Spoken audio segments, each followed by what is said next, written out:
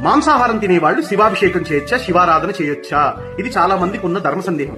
అయితే బ్రహ్మాండంగా బేషుగ్గా చేయొచ్చు, నో డౌట్ ఎట్ ఆల్. ఎందుకు ఇంత ఘంటాపథంగా చెప్తున్నాను అంటే, పూర్వం మన రాజులు క్షత్రియ ధర్మం ప్రకారం మాంసాహారం భుజించేవాళ్ళు. కాలక్రమేణా అన్ని వర్ణాల వాళ్ళు మాంసాహారం భుజించడం జరుగుతుంది. అండ్ ఇంకొకటి ఏంటి అంటే, భక్త కన్నప్పని తీసుకోండి ఎగ్జాంపుల్. భక్త కన్నప్ప మాంసాహారం తినే ఆయన సేవించేవాడు. ఆయనకి మాంసాహారం నైవేద్యం పెట్టిన చరిత్ర ఉంది. కానీ ఇక్కడ అందరిని అలా పెట్టమని చెప్పట్లేదు నేను. బట్ కేవలం మాంసాహారం తింటే శివలింగం ఇంట్లో ఉండకూడదన్న అపోహతో మీరు శివలింగాన్ని ఇంట్లో పెట్టకుండా ఉండొద్దు.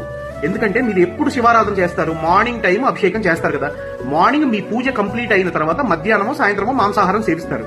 మళ్ళీ నెక్స్ట్ రోజు తిరిగి మీరు అభిషేకం చేసే టైంకి తలస్నానం చేసి నీట్ గా శుద్ధి అయిపోయి మళ్ళీ మీ పూజా కార్యక్రమాలను మీరు చేసుకోండి. అండ్ ఇంకోటి, బొటన వేలు కన్నా పెద్ద సైజు ఉన్న శివలింగం ఇంట్లో ఉండకూడదు. ఎందుకంటే బొటన వేలు కన్నా పెద్ద సైజు ఉంటే వాటి పూజా విధానాలు, వాటిని అర్చించే విధానం మారిపోతుంది. కాబట్టి బొటన వేలు కన్నా